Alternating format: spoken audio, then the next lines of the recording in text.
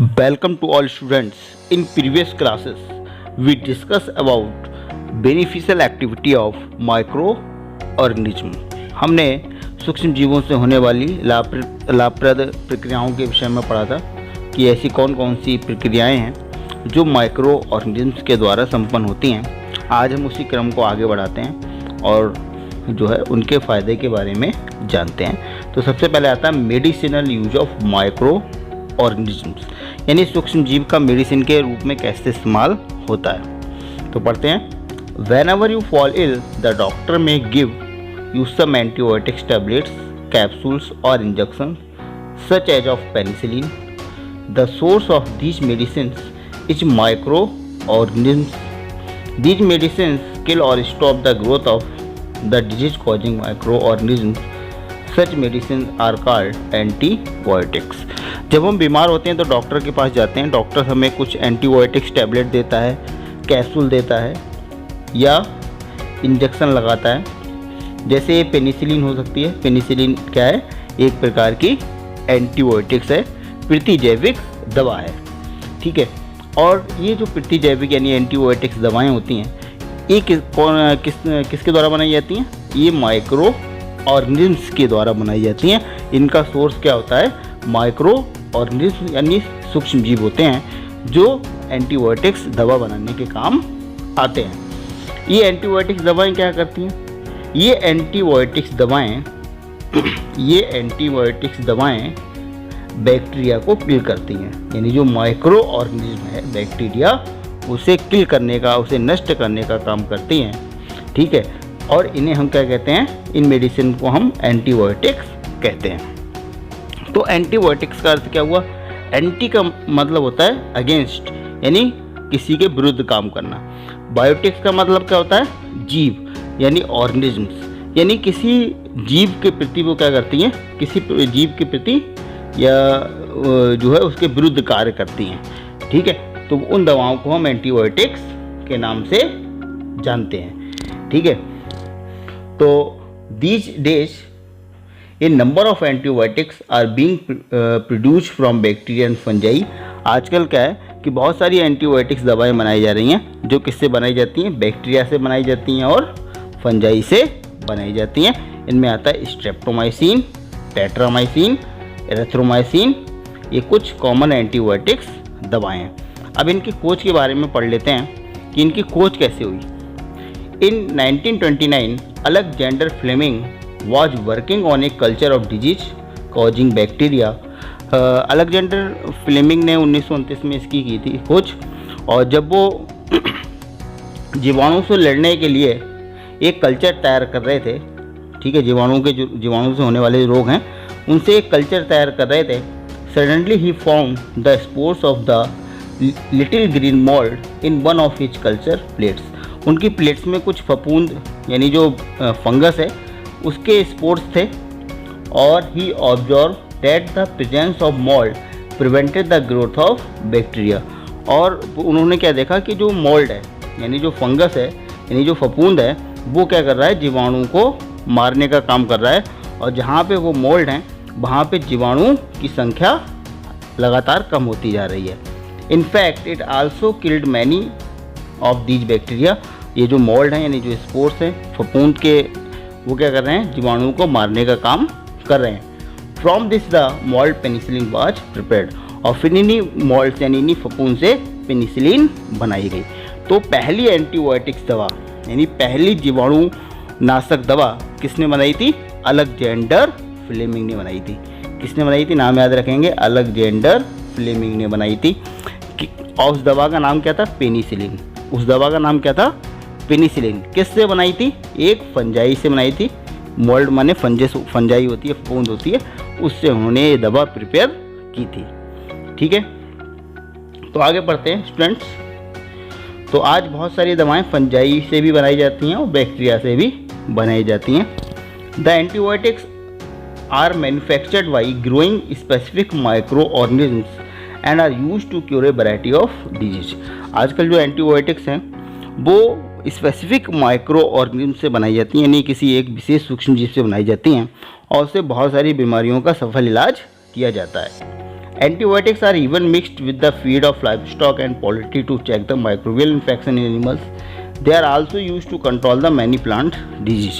जो एंटीबायोटिक्स दवाएं होती हैं वो जो मुर्गी पालन करने वाले लोग हैं वो उनका इस्तेमाल करते हैं, वो भोजन में मिला देते हैं, या और दूसरे पशुपालन करने वाले लोग हैं वो जानवरों के भोजन में एंटीबायोटिक्स मिला देते हैं, जिससे जो बैक्टीरियल इन्फेक्शन है, जीवाणु से होने वाले रोग हैं वो नहीं होते हैं। ठीक है, तो कई सारी बीमारियां जो हैं वो कंट्रोल होती हैं। इसी तरह से जो प्लांट्स डिजीज हैं, यानी जो पादप में रोग होते हैं, उन्हें भी जो है एंटीबायोटिक्स द्वारा कंट्रोल किया जाता है।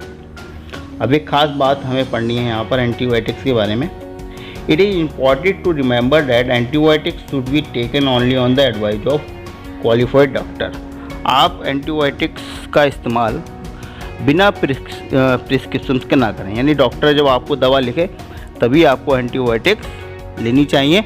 डॉक्टर की बिना सलाह के एंटीबायोटिक्स दवा का उपयोग नहीं करना चाहिए। Also you must complete the course of prescribed by the doctor. If you take antibiotics when not needed or in the wrong dose, it may be the drug less effective when you might need it in future. Also, antibiotics taken unnecessary may be kill the beneficial bacteria in the body. Antibiotics, however, are not effective against the cold and flu, as these are caused by the viruses. तो कुछ बातों का ध्यान रखना है। एक तो बिना सलाह के हमें एंटीबायोटिक्स नहीं लेनी है। दूसरा, यदि हमें ज़रूरत नहीं है तब भी हमें एंटीबायोटिक्स दवा नहीं लेना चाहिए, और उसकी रॉन्ग डोज नहीं लेना चाहिए, यानी ओवर डोज या उसकी कम डोज, दोनों ही हमारे लिए ख़तरनाक हो सकती हैं। दूसरा, जो एंटीबायोटिक्स होती हैं वो हमारे शरीर में जो बैक्टीरिया होते हैं, यानी जो एक हार्मफुल बैक्टीरिया होते हैं, उनको तो मारती है, साथ में जो फ़ायदेमंद बेनिफिशियल बैक्टीरिया होते हैं उनको भी मार देती है। ठीक है, इसलिए बिना सलाह के हमें कभी भी एंटीबायोटिक नहीं लेना चाहिए। जो सामान्य सर्दी खांसी जुकाम है उसमें एंटीबायोटिक कोई भी कार्य नहीं करती है। ठीक है, क्योंकि ये जो रोग हैं कोल्ड और फ्लू किसके द्वारा होते हैं? वायरस के द्वारा होते हैं, इसलिए कोल्ड और फ्लू में एंटीबायोटिक्स कार्य नहीं करती। जैसे कोरोना वायरस है, उसको मारने के लिए हम बैक्टीरियल जो एंटीबायोटिक दवा है उसका इस्तेमाल नहीं कर सकते हैं। ठीक है, अब हम वैक्सीन के बारे में पढ़ेंगे कि वैक्सीन क्या है और ये कैसे कार्य करती है। When a disease carrying microbes enters our body, the body produces antibodies to fight the invader. जब कोई भी रोग कारक माइक्रोब्स हमारे शरीर में एंटर करता है तो हमारे शरीर में उससे लड़ने के लिए एंटीबॉडीज बनती हैं। ठीक है, जैसे मान लीजिए कोई भी सर्दी खांसी जुकाम होता है, बुखार आता है, या कोई भी दूसरा इन्फेक्शन होता है, ये हम जानते हैं ये बैक्टीरिया के द्वारा या वायरस के द्वारा होता है। ठीक है, तो हमारा शरीर क्या करता है, उन वायरस बैक्टीरिया से लड़ने के लिए, उन सूक्ष्म जीवों से लड़ने के लिए क्या प्रोड्यूस करता है? एंटीबॉडीज। क्या प्रोड्यूस करता है? एंटीबॉडीज प्रोड्यूस करता है। ठीक है, ये एंटीबॉडीज क्या करती हैं? उस माइक्रोब्स को मारने का काम करती हैं। ठीक है, और हमारे प्रतिरक्षा तंत्र को मजबूत बनाती हैं। ठीक है, the body also remember how to fight the microbe if it enter against. हमारे शरीर को ये ध्यान रहता है कि यदि कोई जो सूक्ष्म जीव है दोबारा एंटर करता है तो उससे कैसे लड़ा जाए। इस चीज़ को ऐसे समझ सकते हैं, मान लीजिए एक रास्ता है, आपके घर से जाता है और वो रास्ते में बिल्कुल अंधेरा है, आपको कुछ भी दिखाई नहीं देता है। ठीक है, आपको उसी रास्ते से होकर जाना है, लेकिन आपको अगर पहली बार जब गए होंगे तो मान लीजिए बीच में कोई गाड़ी रखी है, गाड़ी खड़ी हुई है। ठीक है, ये गाड़ी खड़ी है और आप जाते हैं इसी रास्ते से, तो आप गाड़ी से टकरा गए। रास्ते के बीच में गाड़ी रखी है, आप गाड़ी से टकरा गए। ठीक है, और जब टकरा गए तो हल्का सा बच करके फिर आगे आप निकल जाते हैं रास्ते से। लेकिन जब दोबारा उसी रास्ते पे आपको जाना होता है तो फिर आप गाड़ी से नहीं टकराते हैं, बल्कि आपको पता होता है कि गाड़ी कहाँ पर खड़ी है और आप आसानी से गाड़ी से बिना टकराए रास्ते से आगे बढ़ जाते हैं, निकल जाते हैं, आपको किसी प्रकार की कोई चोट नहीं लगती है।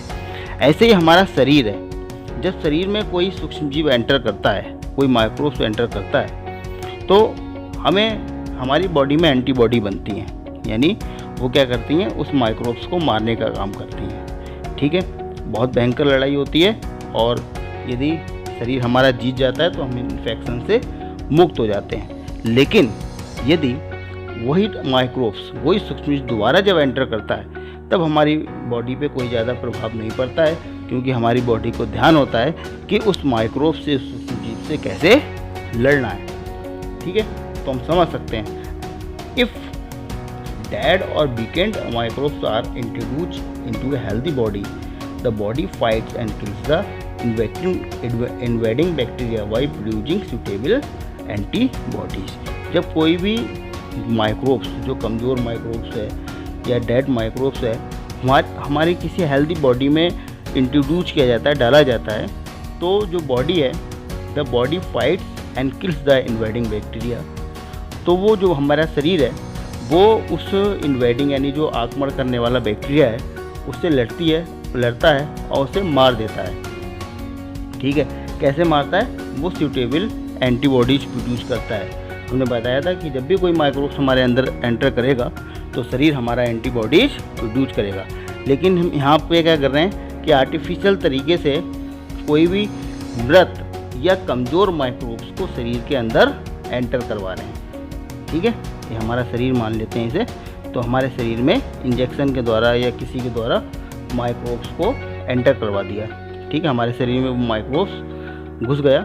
हमारा शरीर क्या कर रहा है, एंटीबॉडी प्रोड्यूस करेगा। एंटीबॉडी प्रोड्यूस होंगी तो वो क्या करेंगी, वो उस माइक्रोब्स को मार देंगी। The antibodies remain in the body. अब एंटीबॉडी क्या है, हमारे शरीर में हमेशा के लिए स्टोर रहेंगी और हमें हमेशा के लिए उस माइक्रोब से बचाएंगी। ठीक है, आगे पढ़ते हैं। From the disease causing microbes for the ever, this is how ये वैक्सीन वर्क। हमारे जो वैक्सीन है वो उसी तरह से कार्य करती है। ठीक है, several disease including cholera, tuberculosis, small pox, hepatitis can be prevented by vaccination.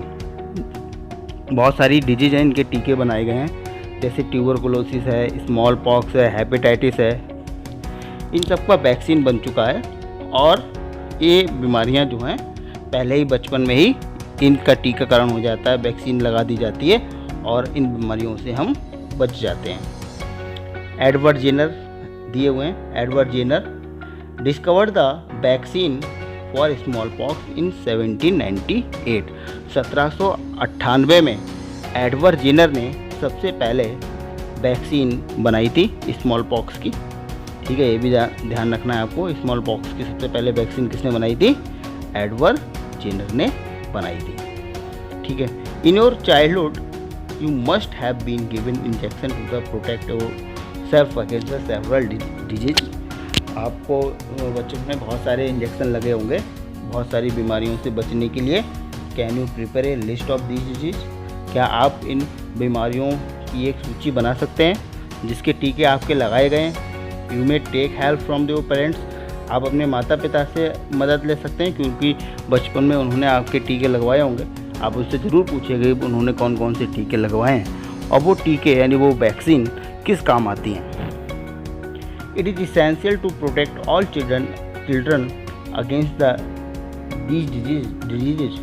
ठीक है, इन बीमारियों से लड़ने के लिए प्रत्येक चिल्ड्रन को ऐसा करना ज़रूरी होता है, टीके लगवाना ज़रूरी होता है। Necessary vaccines are available in the nearby hospital. जो आपका नज़दीकी हॉस्पिटल है वहाँ पर जो है ये वैक्सीन उपलब्ध रहती हैं।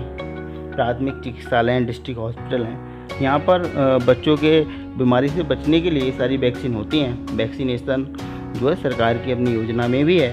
You might have been seen the advertisement on TV and newspaper regarding protection of children against polio under the pulse polio programme. आपने टीवी पर भी एडवर्टाइजमेंट देखा होगा कि पल्स पोलियो प्रोग्राम के अंतर्गत बच्चों को जो है पोलियो मुक्त करने के लिए एक अभियान चलाया जा रहा है। और polio drops given to childrens are actually vaccine. जो पोलियो ड्रॉप्स घर घर पोलियो ड्रॉप्स पिलाने वाले आते थे, अब तो भारत पोलियो मुक्त हो चुका है। तो जब पोलियो ड्रॉप्स लेकर आते थे, वो पोलियो ड्रॉप्स क्या है, एक्चुअली वो एक वैक्सीन है, ठीक है, जो पोलियो वायरस को रोकती है और पोलियो से बचाती है। A worldwide campaign against the smallpox has finally led to eradication from most parts of the world. दुनिया के अलग अलग हिस्सों में जो चेचक हो जाता है, जिसे हम छोटी माता कहते हैं, उसके इरेडिकेशन के लिए, उसके समाप्ति के लिए भी एक कैंपेन चलाया गया। और एडवर्ड जेनर ने जब वैक्सीन बनाई तो उसका खात्मा हो गया, ठीक है। These days, vaccines are made on the large scale from microorganisms to protect humans and other animals from the several diseases. आजकल बहुत सारी बीमारियां हैं जो एनिमल्स में होती हैं, ह्यूमंस में होती हैं, और हम क्या कर रहे हैं, एक लार्ज स्केल पर जो है माइक्रो ऑर्गेनिज्म से वैक्सीन निर्माण करने का कार्य कर रहे हैं, ताकि बड़ी बड़ी महामारी को हम रोक पाएँ। आज एक बड़ी महामारी भी फैली हुई है, कोरोना वायरस, जिसके विषय में हम जानते हैं। इसका वैक्सीन अभी तक नहीं बन पाया है, वैज्ञानिक लगातार रिसर्च कर रहे हैं, वो जल्द ही ये वैक्सीन बनाएंगे और इस देश को, इस पूरे विश्व को कोरोना से मुक्त करेंगे, ठीक है। तो वैक्सीनेशन के बारे में हमने पढ़ लिया कि वैक्सीन कैसे काम करती है, और अब आगे पढ़ते हैं इंक्रीजिंग सॉइल फर्टिलिटी। सॉइल की फर्टिलिटी यानी मिट्टी की उपजाऊ क्षमता को बढ़ाने में भी जो है माइक्रो ऑर्गेनिज्म जो है वर्क करते हैं। Some bacteria are able to fix nitrogen from the atmosphere to enrich soil with nitrogen and increase its fertility. These microbes are commonly called biological nitrogen fixers. कुछ बैक्टीरिया क्या करते हैं, nitrogen को fix करते हैं। आप जानते हैं जो प्लांट्स होते हैं, नाइट्रोजन होती है वातावरण में 78%, नाइट्रोजन तो बहुत सारी होती है, लेकिन ये नाइट्रोजन प्लांट्स के लिए ज़रूरी है, लेकिन ये प्लांट्स जो है नाइट्रोजन को डायरेक्ट एब्जॉर्ब नहीं कर पाते हैं। लेकिन मिट्टी में कुछ बैक्टीरिया होते हैं, मिट्टी में कुछ बैक्टीरिया होते हैं, वो क्या करते हैं, इस नाइट्रोजन को, यानी जो एटमॉस्फेयर में नाइट्रोजन है, जो वातावरण में नाइट्रोजन है, उसे किस में बदल देते हैं, उसे नाइट्रेट या नाइट्राइट में बदल देते हैं, ठीक है, और वो प्लांट्स को उनकी जड़ों के द्वारा मिल जाती है, ठीक है। तो ये काम कुछ बैक्टीरिया करते हैं, जिससे सॉइल की फर्टिलिटी इंक्रीज हो जाती है, इन्हें नाइट्रोजन फिक्सिंग बैक्टीरिया कहते हैं। और इन बैक्टीरिया में कौन कौन आते हैं, साइनोबैक्टीरिया आता है ना, ये साइनोबैक्टीरिया है, ठीक है। और ये आपका the nitrogen fixing cyanobacteria, blue green algae, ये दोनों दिखाए गए हैं माइक्रोस्कोप के द्वारा। दोनों साइनोबैक्टीरिया नाइट्रोजन फिक्सिंग बैक्टीरिया हैं, जिन्हें ब्लू ग्रीन एल्गी के नाम से भी जानते हैं। आगे देखेंगे क्लीनिंग द एनवायरनमेंट, यानी इन्वायरमेंट को क्लीन करने के लिए, पर्यावरण को जो है स्वच्छ रखने के लिए भी माइक्रोब्स काम करते हैं, ठीक है। मैं आपको बताता हूँ, जैसे आपने देखा होगा कि बहुत सारे वेस्ट प्लांट्स हैं, यानी जो प्लांट्स के पत्ते वगैरह हैं मिट्टी में गिर जाते हैं। ऐसी वेजिटेबल्स, जो सब्जियों के छिलके हैं, फ्रूट्स के छिलके हैं, ये सब गार्डन्स में जब गिर जाते हैं या आप इन्हें फेंक देते हैं कूड़े के रूप में, तब क्या होता है, तब ये सड़ने लगते हैं, इनका अपघटन होने लगता है, यानी डिकम्पोजिशन होने लगता है, और ये किसमें बदल जाते हैं, मैन्योर में, खाद में बदल जाते हैं। अब ये खाद कैसे बनती है, जो वेजिटेबल्स पिल्स हैं, यानी जो सब्जी के छिलके हैं, फ्रूट्स के छिलके हैं, जो आपने कचरा फेंका है, वो कैसे खाद में बनना है। तो इसके लिए हम एक्टिविटी करते हैं। टेक 2 पॉट्स, 2 पॉट लीजिए आप, 2 गमले ले लीजिए, and fill each pot half with soil, आधा इसे जो है मिट्टी से भर लीजिए। हमने सॉइल भर ली दोनों में, ठीक है। एक को ए पॉट नाम दे दीजिए, एक को बी दे दीजिए, और एक में क्या रखिए आप, पॉट ए में आप जो है पॉलीथीन बैग्स रख दीजिए, यानी प्लास्टिक से बनी हुई चीज़ें हैं, और बोतल्स हैं कांच की, प्लास्टिक के खिलौने हैं, ये सब रख दीजिए। और जो बी वाला पॉट्स है, इसमें आप जो वेस्ट प्रोडक्ट हैं, यानी जो वेजिटेबल्स पिल्स हैं, ठीक है, यानी सब्जियों के छिलके हैं, फ्रूट्स के छिलके हैं, ये सब रख दीजिए इसमें, ठीक है।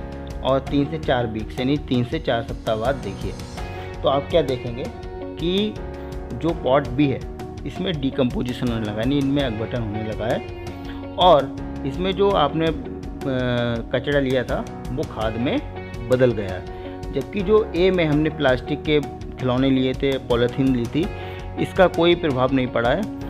और ऐसा क्यों हुआ है? ऐसा इसलिए हुआ है क्योंकि जो सूक्ष्म जीव है, माइक्रो ऑर्गेनिज्म है, वो इन वेजिटेबल्स पिल्स यानी जो सब्जियों के छिलके हैं, फ्रूट्स के छिलके हैं, इनको जो है मैनोर में कन्वर्ट करते हैं, इन पर वो अपना एक्शन दिखाते हैं। जबकि जो प्लास्टिक है वो क्या है? निर्जीव वस्तु है, ठीक है, इस पर उनका कोई भी एक्शन नहीं होता है, ठीक है।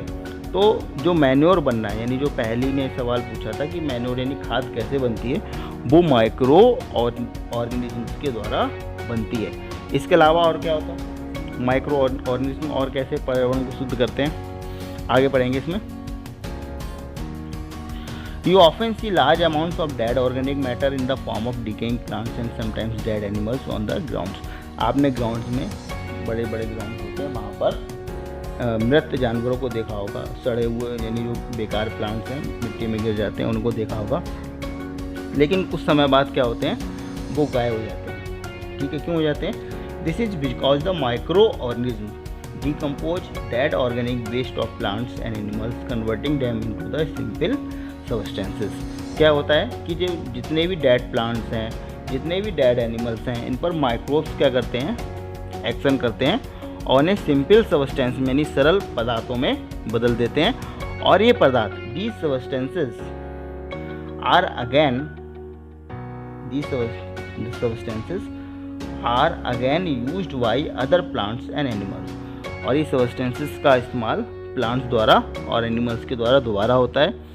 Thus, microorganisms can be used to degrade the harmful and smelly substance and thereby clean up the environment. इस प्रकार जो सूक्ष्म जीव हैं वो क्या करते हैं?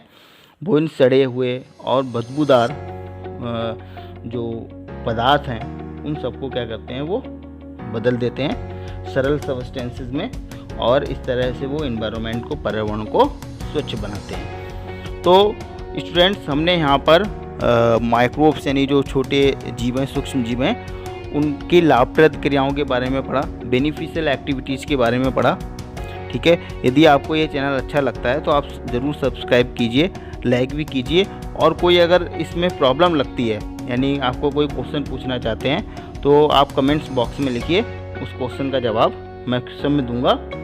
और आगे हम जो है हार्मफुल माइक्रो ऑर्गेनिज्म्स के विषय में पढ़ेंगे, यानी जो ऐसे सूक्ष्म जीव हैं जिनसे हमें हानि होती है, और कौन कौन सी हानि होती है, कौन कौन से सूक्ष्म जीव हैं जो हानिकारक हैं हमारे लिए, उन सब के विषय में चर्चा करेंगे। तब तक के लिए धन्यवाद।